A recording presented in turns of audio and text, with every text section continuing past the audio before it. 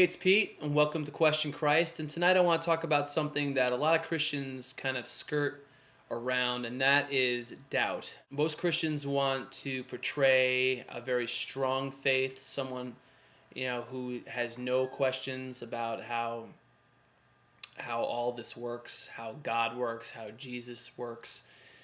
And I think if you could have like an x-ray machine and be able to, or a truth serum, and you could give it to Christians, a lot of Christians would have to say that at one point or another in their lives they doubt. It was very clear if you read Mother Teresa's her memoirs, that she had doubts throughout her whole life. Okay, and Mother Teresa. So doubt is something that is real. And I think that Christians do a disservice to new believers by pretending that they have it all together. Okay, we're all learning, we're all striving, okay, and no one has it all together. So I want to talk a little bit tonight about some passages in the Bible that show that people who were around Jesus at the time when he was alive and on this earth, that even then they were doubting. Even when they saw it with their own eyes. Because many people said, well, if I saw Jesus, but if you didn't have the end story, if you didn't have the gospel where he was resurrected, if you didn't have that part, and that you were a disciple, where would you be when Jesus was crucified? And that's what I want to talk about tonight. The disciples followed Jesus around for about 3 years, okay? They saw him do miracles. They saw him walk on water. They saw him heal people. They saw him raise Lazarus from the dead. They saw all this stuff. And then when the Jewish hierarchy came for him, they all flew and they ran for the hills, and Peter denied him. And then they saw him beaten within an inch of his life and crucified and die. And so here they are thinking that they had found the Messiah, and it looked like he was done. And again, remember, they don't have the end game. They didn't know what was going to happen 3 days later. So here they are, someone who they thought was a Messiah is dead. So they all go hiding.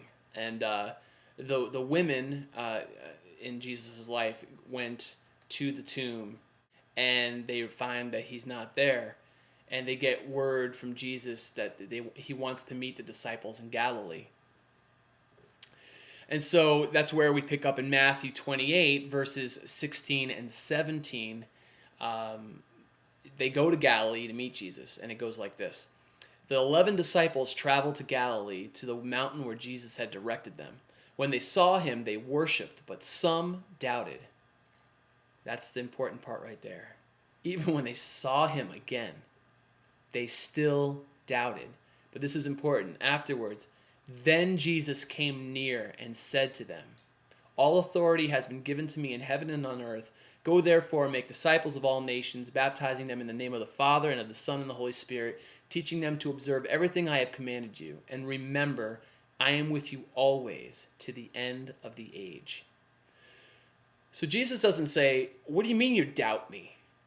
How dare you? I've been around you all this time. He understands it is hard. There's another story.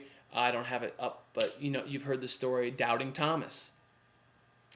Thomas, one of the disciples, says, until I see him with my own eyes and put my fingers through the holes in his side and in his hand, I will not believe. And Jesus came to him and said, here, check it out. But not in a mean way, not in an angry way. Jesus knows that this is hard stuff. He understands that God is mind-blowing, okay? And it's okay to have questions and doubts in your faith. The question is, what do you do with those doubts? Do you say to yourself, you know what? I'm going to look more into the Bible. I'm going to ask people about these questions. Or do you feed into the lies that the world tells you that Jesus wasn't even a historical person, which is absolutely ridiculous. There was a man who was bringing his son to see Jesus. His son was very ill and sick for many years. And it's in Mark. It's Mark chapter 9, verse 20 is where it starts up. And it says, so they brought the boy to him, and when he saw Jesus, the spirit at once convulsed him, the boy. And he fell to the ground and wallowed, foaming at the mouth. And Jesus asked the father, "How long has he been like this?" "From childhood," he answered, "and often it has thrown him into the fire and into the water to destroy him. But if you can do anything, take pity on us and help us." Jesus said to him, "If you can, all things can be for one who believes." This is the important part. The boy's father, with a cry, said instantly, "I do believe. Help my unbelief." And when Jesus saw that a crowd came running together, he rebuked the unclean spirit, and the boy came out. The demon came out. So, but did you hear that the father, with a cry, says, "I do believe. Help me in my unbelief." So he's saying, I believe, but you know what? Sometimes I don't. Sometimes it's hard for me. But Jesus healed that boy. He didn't say, "Well, you know what? You're screwed up. You should have it together. So if you don't believe in me wholeheartedly, you're out of here. I ain't going to heal your boy." He didn't say that. So again, Jesus has compassion for those who are struggling. The question is, do you continue in the struggle or do you just walk away? And that's the question. And then finally, which is a very compelling story, John the Baptist. For those who don't know, John the Baptist started telling everyone when Jesus started showing up, "I am not the Messiah, but the Messiah is coming. Jesus is the Messiah.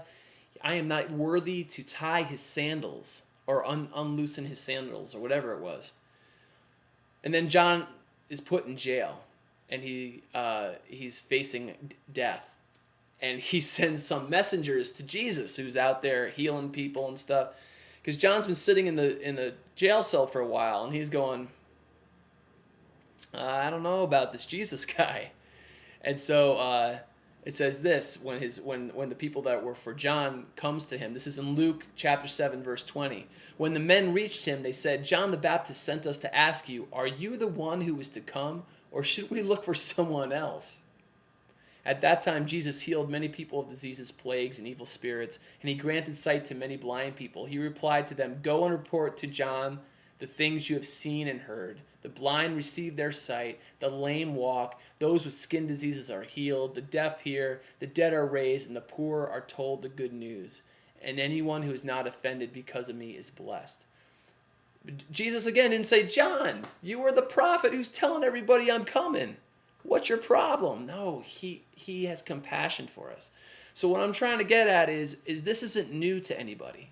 People who were around Jesus had problems with it because it's mind-blowing. It's amazing, okay? So don't feel like you can't follow Jesus just because you have some questions, okay? Just because you might have some doubts. Every Christian has questions or doubts at one point if they're really honest with themselves. The question is, what do you do with them? Do you walk away, or do you try to understand your doubts and try to grow in your faith? So that's that, and I hope that was helpful, and I'd love any of your questions or comments. Have a good night.